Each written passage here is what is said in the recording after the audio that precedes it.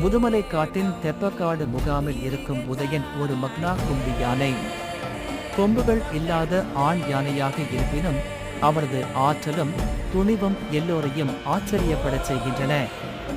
மனிதர் மற்றும் யானைகள் இடையேயான மோதல்களை தடுக்கும் பணிகளில் உதயன் முக்கிய பங்கு வகிக்கிறான்.